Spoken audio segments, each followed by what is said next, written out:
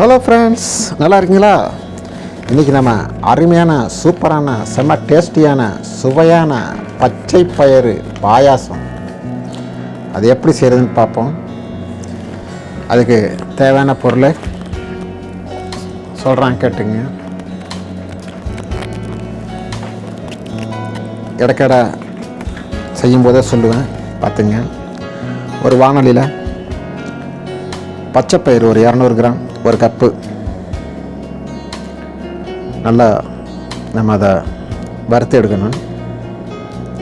நல்லா வறுத்து எடுத்துக்கிட்டு ஒரு பேப்பரில் இல்லாட்டி ஒரு அம்மியில் அதை கொட்டி இது போல் பொடிச்சு எடுக்கணும். அம்மியாக இருந்தாக்க உங்களுக்கு ஈஸியாக இருக்கும். நம்மள்ட்ட அம்மி இல்லாததுனால இந்த குழவையை வச்சு நம்ம நசுக்கி எடுக்கிறோம், உடச்சி எடுக்கிறோம். இது போல் எல்லாத்தையும் உடச்சி தோல் தனியாக பயிறு தனியாக பிரித்து க்ளீன் பண்ணி எடுக்கணும்.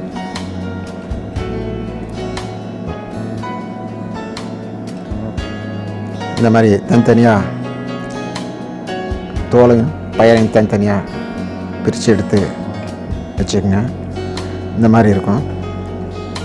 இது ஒரு குக்கர் சட்டியில் போட்டு இதுக்கு தேவையான அளவு தண்ணி ஊற்றிங்க. ஒரு 1/2 லிட்டரோ 3/4 லிட்டரோ கொஞ்சம் பாயாசத்துக்கு எவ்வளோ தேவையோ அந்தளவுக்கு தண்ணி சேர்த்துக்குங்க. சேர்த்துக்கிட்டு இதோடு சேர்த்து நம்ம ஜவ்வரிசி, பெரிய ஜவ்வரிசியாக இருந்துச்சுன்னா ஒரு 2 மணி நேரம் தண்ணியில் ஊற போட்டு அப்புறம் இந்த பயிரோடு சேர்த்துக்குங்க. சின்ன ஜவ்வரிசியாக இருந்துச்சுன்னா ஊற போடணும் தேவையில்லை. நல்லா கழுவி சுத்தம் பண்ணி இதோடய சேர்த்து வேக வச்சிடலாம். ஒரு 50 கிராம், 1/4 கப்பு ஜவ்வரிசி நம்ம சேர்த்துருக்கோம். இதை நல்லா மிக்ஸ் பண்ணி விட்டு மூடியை போட்டு வேக வைக்கணும். கொஞ்சம் தேவையான அளவு உப்பு போட்டுங்க, ஒரு 1/2 டீஸ்பூனு. அப்போ தான் உங்களுக்கு பாயசம் கொஞ்சம் ஸ்வீட்டை தூக்கி கொடுக்கும். ஒரு 4 விசில் வர வரைக்கும் வேக விடுங்க. நம்ம சேனலை சப்ஸ்கிரைப் பண்ணாட்டி சப்ஸ்கிரைப் பண்ணிக்கங்க, லைக் பண்ணுங்கள், கமெண்ட் பண்ணுங்கள், ஃப்ரெண்ட்ஸுக்கு ரிலேட்டிவ்ஸ்க்கெலாம் ஷேர் பண்ணி விடுங்க. நல்லா வெந்திருக்கு. இது போல் நல்லா மைய வெந்துடணும், மாவு மாதிரி வெந்துடணும். அப்போ தான் பாயசத்துக்கு நல்லாயிருக்கும். நல்லா வெந்துடுச்சு. இதில் நம்ம இப்போ வெல்லம் சேர்க்குறோம். அச்சு வெல்லம் நம்ம உடச்சி சேர்த்துருக்குறோம். இதை நீங்கள் அச்சு வெல்லமாக இருந்துச்சுன்னா நீங்கள் அதை காய்ச்சி வடிகட்டி ஊற்றுங்க. ரெண்டா அதில் தூசி மண் எல்லாம் இருக்கும்.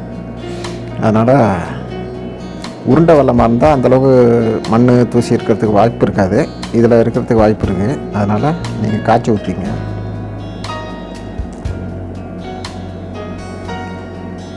நல்லா போட்டு மிக்ஸ் பண்ணி தேவையான அளவு பாயசத்துக்கு தேவையான அளவு தண்ணி ஊற்றி நல்லா மிக்ஸ் பண்ணிக்கங்க.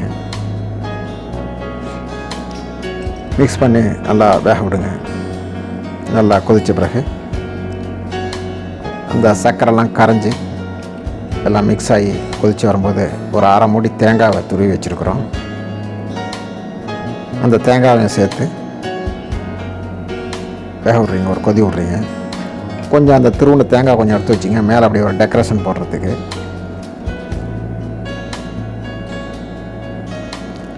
ஒரு 1/2 டீஸ்பூன் ஏலக்காய் பொடி,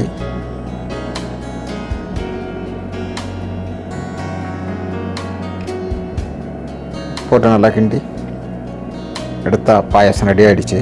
அவ்வளோதான். ரொம்ப சிம்பிளாக ஈஸியாக பாயசம் ரெடி பண்ணிடலாம். அடுத்த ஒரு தாளிப்பு ஒன்று செஞ்சுருவோம்.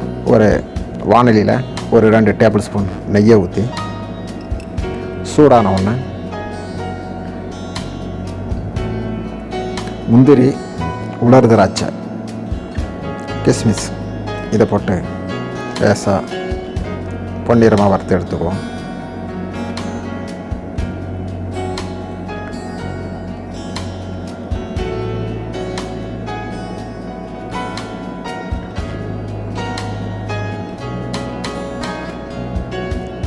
நல்லா பொன்னிறமாக வந்துடுச்சு.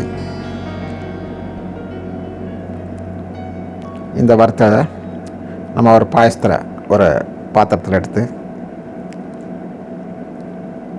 அதில் கொஞ்சம் நெய் வேண்டாம் மேலே போட்டுங்க வாசனைக்கு. கொஞ்சம் தேங்காய் பூ திருவுனது நம்ம போடுறோம்ல, அதை கொஞ்சம் எடுத்து வச்சு அதை கொஞ்சம் இதில் சேர்த்துக்கிறோம். டெக்கரேஷனுக்கு பார்க்க நல்லாயிருக்கும், சாப்பிடும்போது நல்லா டேஸ்டியாக இருக்கும். அந்த வறுத்து வச்சுருக்கிற முந்திரி திராட்சையும் மேலே தூவிட்டு எடுத்து சாப்பிட வேண்டியது தான். வாங்க சாப்பிடலாம். இதே போல் செஞ்சு பாருங்கள். வீட்டில் எல்லாருக்கும் பிடிக்கும், பசங்க எல்லாம் விரும்பி சாப்பிடுவாங்க. செஞ்சு கொடுங்க, என்ஜாய் பண்ணுங்கள்.